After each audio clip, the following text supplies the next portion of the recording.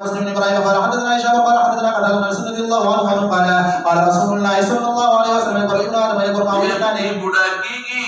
او وسره یکبر او غټیږي وسره دوا یک دل ترکه پر معنا د غټوالي کو دا غو مرغټیږي حب المال رواه شعبة عن قتادة باب العمل الذي يبتغى به وجه الله به سعد رضي الله عنه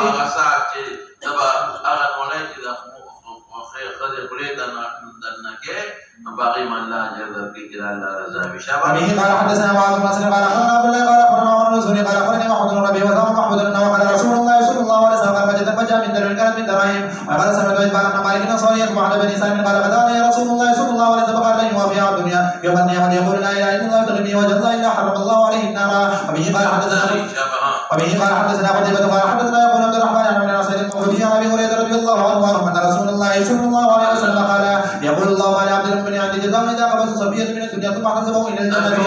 الدنيا صفيه هذا خالص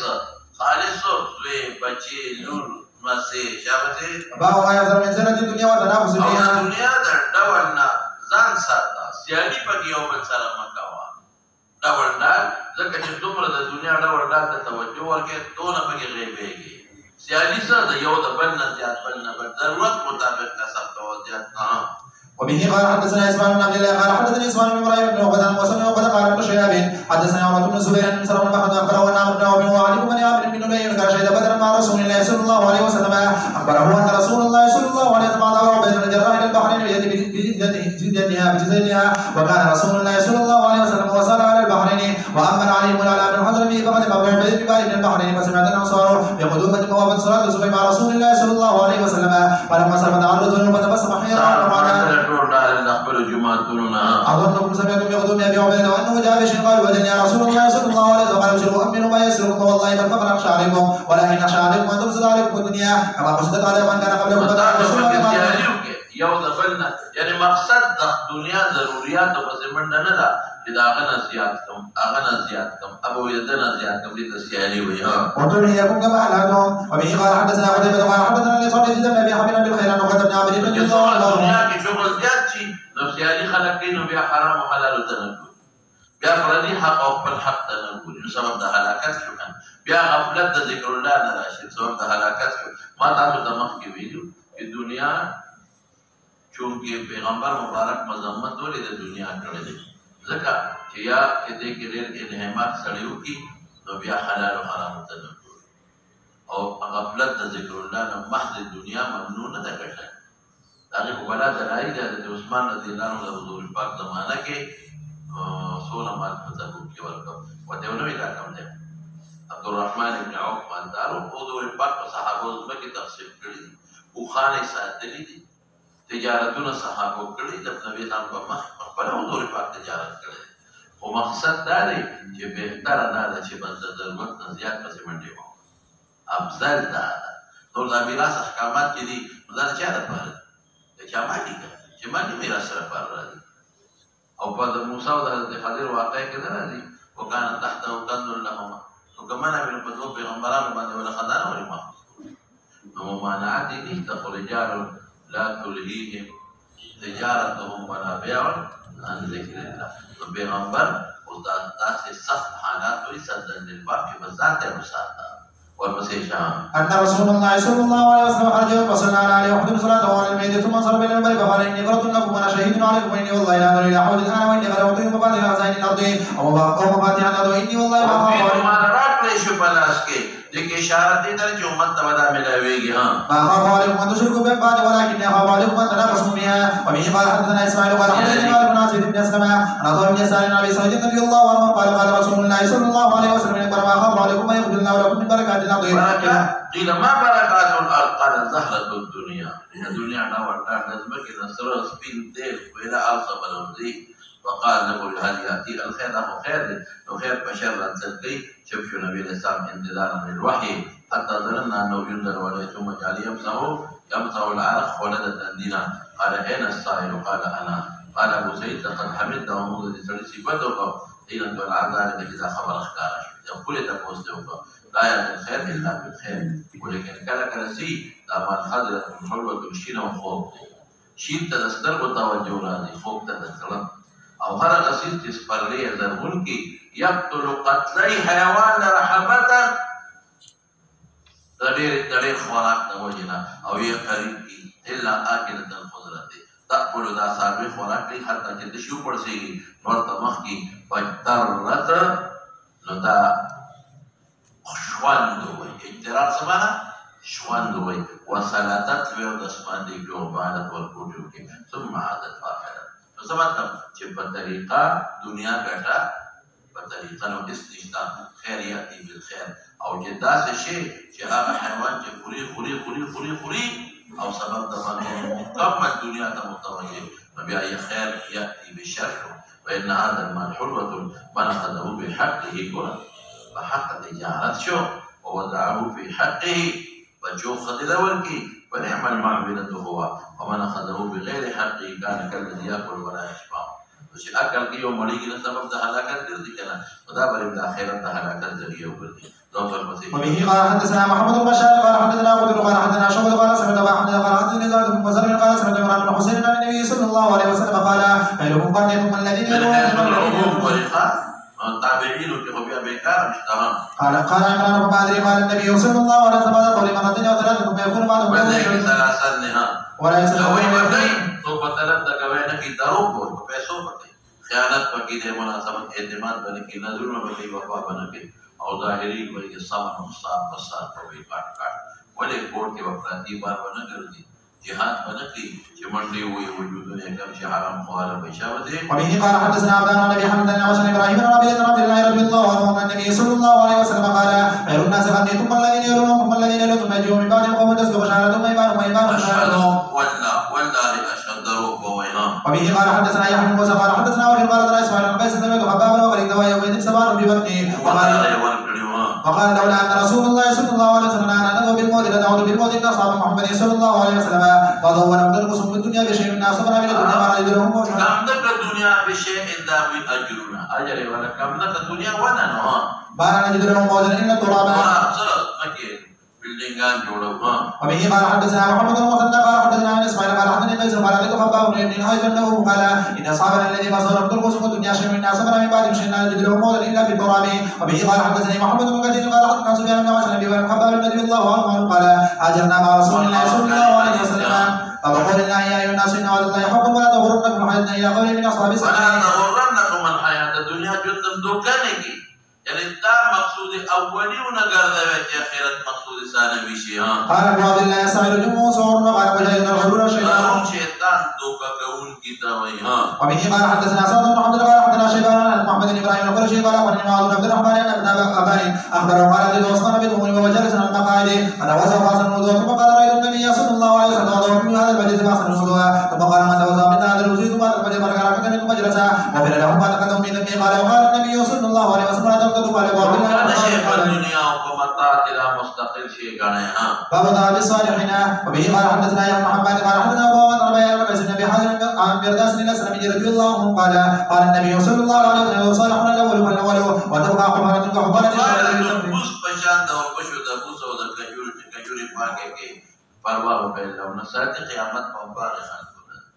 نیکان بزیرو او اخره کې بالکل کافران پاتې شي. باب ما يتقى من المال وقول الله تعالى آزمائش تمالنا ځان ساته چاوته انما اموالكم واولادكم فتنه. وبه قال حدثنا يحيى بن زبار حدثنا ابو بكر بن ابي حسن النبي صلى الله عليه وسلم ابتدا مال او بچي په حق استعمال او په غلط بیا. قال رسول الله صلى الله عليه وسلم صاحب الدينار والدرهم والقدر والحمد صاحب الدينار خيره وتکي هلاك دي شاب الدينار چې اروا خشربو پس منډي بلکار کتاب دوته عبد القطيف صادر پس منډي صادرونو کاروبار عبد الخبيث کمبل اله او چې تدا شي د بلاوي خوشاله دی ورته چې بد دنیا یو متاع په مخه نفتري او ټول سیستم راځي. تو عبد الدينار دی صراف ته هغه کار او عبد الدرهم دی هغه کار سو عبد الخبيث هغه کمبل کار سو عبد القوتنا قوتو کار سو عبد الخا او والچيله او سو عبد السيارات والموتر هغه کې لګي ټول ذهن هغه ته متوجه سو عبد الكارخانه بس هغه ته ذهن متوجه أرسل ويشغل كده أو خيرتي سوق عبد الإسقاط وقالوا وبه قال حدثنا أبو عاصم بن جرير قال سمعت ابن عباس رضي الله عنه يقول سمعت النبي صلى الله عليه وسلم يقول لو كان لابن آدم واليا من مال لابتغى ثالثا ولا يبلغ وجه ابن آدم إلا التراب يتوب الله على من تاب. وبه قال حدثنا محمد قال أخبرنا محمد قال أخبرنا ابن جرير قال سمعت الله يقول سمعت ابن عباس رضي الله عنه يقول سمعت النبي الله صلى الله عليه وسلم يقول لو أن لابن آدم مثله وارد مال لا حب له إليه مثله ولا يبلغ عن ابن آدم إلا التراب يتوب الله على من تاب. قال ابن عباس رضي الله عنه قال من القرآن هو أبلى قال وسمعت ابن الزبير يقول ذلك من بني. وبه قال حدثنا أبو نعيم القرآن منسوخ التلاوة قال حدثنا عبد الرحمن بن سليمان بن غسيل عن عباس بن سعيد بن سعد قال سمعت ابن الزبير على جبل مكة في الخطبة يقول يا أيها الناس إن النبي صلى الله عليه وسلم كان يقول أن ابن آدم أعطي واديا وليا من ذهب أحب إليه ثانيا أعطي ثانيا أحب إليه ثالثا ولا يسد جوف ابن آدم إلا التراب يتوب الله على من تاب. وبه قال حدثنا عبد العزيز بن عبد الله قال حدثنا إبراهيم بن سعد الأنصاري بن هشام قال أخبرني أنس بن مالك رضي الله عنه أن رسول الله صلى الله عليه وسلم قال لو أن لابن آدم واديا من ذهب أحب أن يكون له واليان ولا يمنعه إلا التراب يتوب الله على من تاب. وقال نابل الوليد حدثنا حبان بن سلمة عن ثابت عن نسر القرآن آيته ده منسوخ التلاوة يا ألهاكم التكاثر الذي مفهوم لكنا شابته كنا نرى هذا من القرآن حتى نجرت أنهاركم. باب قول النبي صلى الله عليه وسلم هذا المال حلبة خجرة وقال الله زين الناس حب الشهوات من النساء الدنيا داول دار متاع الحياة الدنيا. وقال عمر رضي الله عنه اللهم إننا نسأل أن نبرأ مما زينت لنا اللهم إني أسألك أن تنفقه في حقه. وبه قال حدثنا علي بن عبد الله قال حدثنا زبير قال سمعت الزهري يقول أخبرني عمرو وسعيد بن مصيب عن حكيم بن حسان رضي الله عنه قال سألت النبي صلى الله عليه وسلم فأعطاني ثم سألته فأعطاني ثم سألته فأعطاني فقال هذا المال وربما قال زبير قال لي يا حكيم إن هذا المال حجرة كلة فمن أخذه بيت من نفس بورك له فيه ومن أخذه بشراب نفس لم يبارك له فيه وبارك الذي يأكل ولا يشبع واليد العليا خير من اليد السفلى باب ما أخذ من ماله فهو له. وبه قال حدثنا عمر بن عبد قال حدثنا أبي قال حدثنا جماعة بن إبراهيم بن تيمية عن حازم بن سويد قال عبد الله رضي الله عنه قال النبي صلى الله عليه وسلم أيكم مال وارث أحب إليه من ماله قال يا رسول الله صلى الله عليه وسلم من أحد إلا مال أحب إليه. إن شاء الله وارث مالي مقبل وخي ويخلق فإن ماله ما قدم مخكل خيرات دولة إلى أستاذه وما الوارث ما أخر مسلم ذي وقتي مخكل يجي كرسلان نبريد وارث تقوشوا كرشابا بابنا المسلمون ولا يقولون أقلون بالصواب من كان يريد الحياة الدنيا وزينة إلى قوله ما كانوا يعملون. وبه قال حدثنا قتيبة بن سعيد قال حدثنا جرير بن عبد العزيز بن رفيع عن زيد بن وهب عن أبي سلمة رضي الله عنه قال خرجت ليلة من الليالي بين رسول الله صلى الله عليه وسلم يمشي وحده وليس معه إنسان قال فظننت أنه يكره يمشي معه أحد فجعلت أمشي في ظل القمر فالتفت فرآني فقال من هذا قال قلت قلت رجال الله في ذلك قال يا بزر تعالى ومشيت معه ساعة فقال بين المقتلين أمر كل يوم القيامة إلا من أعطاه الله خير من وبه يمينه وشماله وبين يديه وراءه وعمل فيه خيرا. قال ومشيت معه ساعة فقال لي ادرس هنا قال فأجلسني بقاع حول وحجرة فقال لي ادرس هنا حتى أرجع إليك خلفك ربي بالحرة حتى لا أراه فلبس عني فقال للمساء ثم إني سمعته يقول وإن سرق وإن زنى قال فلما جاء المسجد حتى قلت يا نبي الله صلى الله عليه وسلم الله في ذاك وتركنا في جانب الحرة ما سمعت أحدا يرجع إليك شيء قال ذاك جبريل عرضني في جانب الحرة قال بشر قال كأنه من قال لا يشرك إلا شيء دخل الجنة. قلت يا جبريل وإن سرق وإن زنى قال نعم وقلت إن سرق وإن سرق وإن زنى قال قلت نعم قلت وإن زنى وإن سرق قال نعم وإن شرب الخمر قال نزل أخبرنا شعبة قال حدثنا حبيب بن أبي ثابت وشعبة بن العزيز بن ربيع قال حدثنا زيد بن وهب بهذا وعبد العزيز بن أبي صالح بن الدرداء نحو ذلك قال عبد الله حديث أبي صالح بن الدرداء وسلم على يسوع إنما أردنا في المغفرة والصحيح حديث أبي صالح قال قال قلت لأبي عبد الله حديث عطاء بن يسار النبي صلى الله عليه وسلم قال قلت أن يسوع وصحيح حديث أبي صالح قال بعض الله قال إذا تاب قال لا إله إلا الله عند الموت أو قال النبي فقال النبي صلى الله عليه وسلم أحب أن يوحى رسول الله بارك فرمائے دیر مالنا وقوما تاسم دیر مالنا توجه دا دنیا خسر وسیلہ دا جو دنیا دا تیرول دا شامته. وبه قال حدثنا حسن بن ابي قال حدثنا ابو الحسن عن شمس بن ابي قال قال ابو ذر رضي الله عنه كنت امشي مع النبي صلى الله عليه وسلم على المدينه فاستقبلنا احد وقال يا بدر فقلت لبيك يا رسول الله صلى الله عليه وسلم قال ما يسرني ان عندي من توحيد هذا ذا يمضي علي ثالثه قال من حديث اوريدي ذكر متجمع ما انا وكان الا شيء مصدره لدين الا ان اقول به في عباد الله كذا وكذا وكذا يمين وشمال من خلفه ثم مشى ثم قال الا ان هذا ان الله فانهم قربون يوم القيامه الا من قال كذا وكذا وكذا يمين وشمال من خلفه يعني فيش داسي ها. ثم قال لما كان لا تبرح حتى ذلك ثم ضرب بسواد الليل حتى توارى بصر تصور قد تمام فتخوفت ان يكون احد مرض النبي صلى الله عليه وسلم.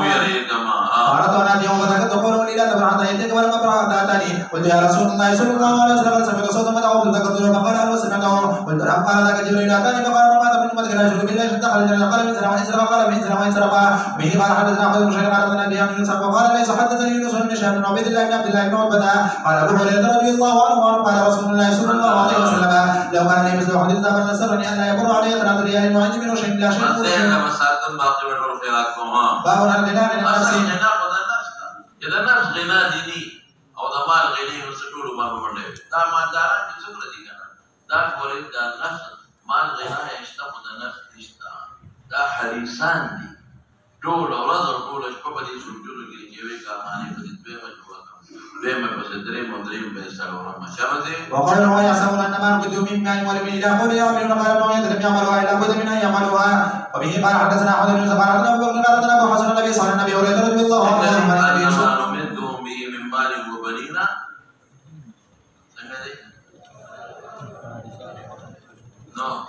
نصارع لهم بالخيرات دعوة لهم نكيدياتنا بل لا يشعرون إن الذين هم من خشية ربهم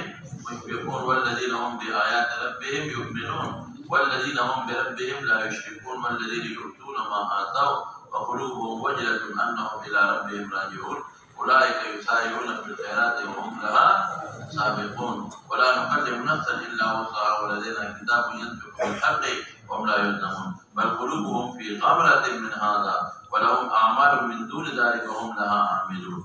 ذلك قال ليس لم يعملوها عمل كل ندي لابد ان فكر في اغلى شيء واخره عملوا في شبده. قال ليس الغنى عن كثرة الارض ولكن الغنى من النفس او فضل الفقر. وبه قال حدثنا اسماعيل قال حدثنا عبد العزيز بن ابي حاتم النبي عن صاحب صادق اسماعيل قال غنى بهتري سري خيراتنا وفي زكاتنا قال فقر بهتري وسبلاش قال غنى نقصان او قال فقر كاد الفقر ان يكون كفرا تبعد مختلف حالات تشابه. انه كان مر رجل مع رسول الله صلى الله عليه وسلم قال رجل انه جاء قال يبقى هذا فقال رجل من اشراف الناس هذا والله حري الخطوى ينكحها وان شفع يشفع قال فسكت رسول الله صلى الله عليه وسلم ثم رجل فقال له رسول الله صلى الله عليه وسلم قال يبقى هذا فقال يا رسول الله صلى الله عليه وسلم رجل قال المسلمين هذا حري الخطوى لا ينكحها الا ينكح وان شفع لا يشفع وان قال لا يسمع لقول قال رسول الله صلى الله عليه وسلم وده قضيه فلذا انا بيحترم من ناس مسلمان هذا خير من ارض مثل هذا. وبه قال حدثنا حميدي قال حدثنا سفيان قال حدثنا وشقال سقط قال قال ودنا حبا فقال اجرنا مع النبي صلى الله عليه وسلم فوقع اجرنا على الله فمنا من مضى دار الوفاه شو لم ياخذ من اجره شيئا والدنيا كما اجر ملو نشو منهم مصعب بن عمير قتل يوم محمد تركنا مرة جمعوا بفرق قد بين راسه وبدت رجلاه واذا غطينا رجليه بدا راسه فامر النبي صلى الله عليه وسلم ان نغطي راسه ونجعل على رجليه من الازخر ومنا من اين عتله ثمرته وهو يهدمها اي يجتنيها بوشقيه يريد اذا اخرت على اجر فجب الدنيا كلا رانكي او اخرت کی مصفات نشي شابه. قال حدثنا ابن وليد قال حدثنا سلم بن قال حدثنا ابو رجل عن حسين رضي الله عنه وعن النبي صلى الله عليه وسلم قال يتراد بالجنه ورايت اكثر اهل البخارى وتراد في النار ورايت اكثر اهل النساء تبوا وقال سوف محمد كم خذيري يوم سالي بكم استمد الدنيا وما سويلو يا خدا خذوا پیداوار رہے التبليغ دیتا یا اولا بدوزخ کیڑی بیا بیوباسی فاسقان جنت کی بقاء اندیری کیا وجہ عن ابي رجاء بن عباس رضي الله عنهما وبه قال حدثنا ابو مالك قال حدثنا ابو الوارث قال عن سعيد بن ابي عروبه قال انس رضي الله عنه قال لم يكن النبي صلى الله عليه وسلم على حلم ولا هو حتى مات وما ادري خلصا مرقبا حتى مات. وبه قال حدثنا عبد الله بن ابي شيبه قال حدثنا موسى قال حدثنا هشام بن ابي عائشه رضي الله عنها قال قال النبي صلى الله عليه وسلم في رب من شيء يقول بذلك رب داري توتاخشا اخرى غير المكابد او جمد انسان الا شطر شعير نم ساعه المشي في رب لي بذلك فتاخشا के فاكلت منه حتى طال علي فكلته وكيل مثل البخاري اخلاص اعتماد چکین کی تو مطلب دا چې سونه پاتې کله اخلاص دي نو اعتماد په اخلاق راغی چې تاسو مې کې کولنا لګیو کولم مې اخلاص دې دلینا ها باب كيف كان عيش النبي صلى الله عليه وسلم صاحب تخليه من الدنيا. وبه قال حدثنا ابو نعيم بن احمد بن هذا الحديث قال حدثنا عمر بن سلمة قال وجدنا ابا هريره رضي الله عنه كان يقول الله الذي لا اله الا هو في البدايه امراه حديث بين اليغام على الأرض من الجو إن كنت لا أشد الحجر على بلد ولقد قالت يوم أنا أتولي اليوم الذي يخرجون من المبر وقد بشرت وأنا أتي من كتاب الله فسألت إلا يشبعني مبر ولم يبرد مبر لي مبر فسألت وأنا أتي من كتاب الله فسألت إلا يشبعني مبر ولم يبرد مبر في أبو القاسم صلى الله عليه وسلم فتبسم حين رآني ورغم ما في نفسي وما في وجهي ثم قال أبا هريرة قلت لبيك يا رسول الله صلى الله عليه وسلم وضربت بطنه فدخل فسألنا فأذن لي فدخل وجدنا نبرا بقدر فقال من أنا هذا النبر وقال هذا ولك فلان وفلان قال يا أبا هريرة قلت لبيك يا رسول الله صلى الله عليه وسلم قال إلى أهل الصفة فدعوهم قال وأهل الصفة أزجاج الإسلام لا يكون لا أنت ولا مال ولا أحد كما استمعوا يوم دريو صوت من كلام سيد الآن بعث بأيديهم ولم يتناول منها شيئا وإذا تدعو هذه النصر إليهم وأصاب منها وشربوا فيها فسألني ذلك فقلت ما لم بها رسولتي كنت أحب نفسي من هذا اللبن شربة أتقوى بها فإذا جاء أمرني فكنت أنا أعطيهم وما عسى أن يبلغني من هذا اللبن ولم يكن بطاعة الله وطاعة الرسول كنت بعدهم فدعوتهم فأقبلوا فاستأذنوا فأذن لهم وأخذوا مجالسهم من البيت قال يا أبا هريرة قلت لبيك يا رسول الله صلى الله عليه وسلم قال قلت فجاءت وأعطيت الرجل ويشرب حتى يرضى ثم يرد عليه قد أعطيه قد يشرب حتى يرضى ثم يرد عليه قد أعطيه النبي صلى الله عليه وسلم وقد نبي القوم كلهم فقد قد وضعوا عليه فقال يا أبا هريرة قلت لبيك يا رسول الله صلى الله عليه وسلم قال بقيت أنا وأنت قلت صدقت يا رسول الله قال أقعد فاشرب فقعدت فشربت فقال اشرب فشربت فما زال يقول اشرب حتى قلت لا والذي بعثك بالحق ما أجد له مسلكا يوزع ولا نمون قال فأرني فأعطيته القضاء فحمد الله وسمى وشرب الفضل يأتي وسكل وبه قال حدثنا مسدد قال حدثنا يحيى عن إسماعيل قال حدثنا قيس قال سمعت سعدا يقول إني لا أؤمن على بالعمى بسام في سبيل الله كتاب المغازي من بين يديه ورأيت ولنا وما لنا طعام إلا ورق الحبلى نفر وريفا يدك كم أو سمر تعرفاني وإن أحدنا لا يدعو كما تدعو الشاة ما له خلط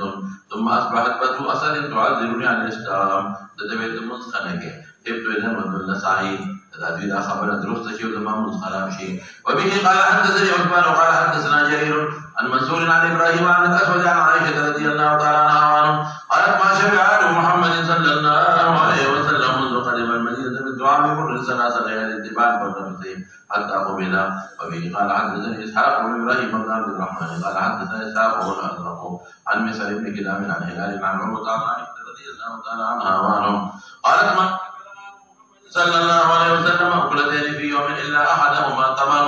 وبه قال حدثنا أحمد بن أبي رجاء قال حدثنا النضر عن هشام قال أخبرني أبي عن عائشة رضي الله تعالى عنها وعنهم قالت كان فراش رسول الله صلى الله عليه وسلم من أدم سمى الحشر دنفك من لي فإنك يرفع عليه وبه قال حدثنا خطبة بن خالد قال حدثنا همام بن يحيى قال حدثنا قتادة قال كنا نأتي أنس بن مالك وخبراته قائم فقال كلوا فما أعلم النبي صلى الله عليه وسلم رأى رغيفا مرققا حتى لا يقبل الله ولا رأى شمسا ميتا لازم بجفاء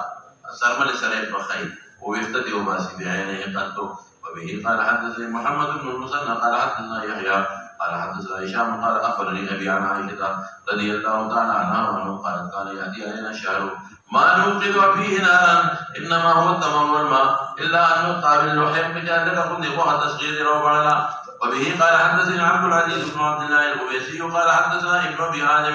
عن أبي عن يزيد بن رومان عن عروة عن عائشة رضي الله تعالى عنها أنها قالت عروة ابن أختي يا ابن أختي إنه شان كنا لا ننظر إلى الهلال دريم يشتم دوم يشتكي ليس كيف وخبتين في الدريم يشتم له خطأ وما أوقدت في أبيات رسول الله صلى الله عليه وسلم نارا وقلت ما كان يعيشكم قالت الأسود التبرما إلا أنه قد كان لرسول الله صلى الله عليه وسلم جيران بالأنصار كان لهم منايا ويسارعون كانوا يمنحون لرسول الله صلى الله عليه وسلم وبه قال حدثني عبد الله بن محمد قال حدثنا محمد بن مختار عن أبي عن عمارة عن أبي ذرعة عن أبي هريرة رضي الله تعالى عنه أنه قال رسول الله صلى الله عليه وسلم اللهم ارزق آل محمد قوتا قدس بمثل إنسان أو قدر أوقات بكي تصبحي पे तवज्जुद कुव्वत पे बातें की ज्यादा बस पर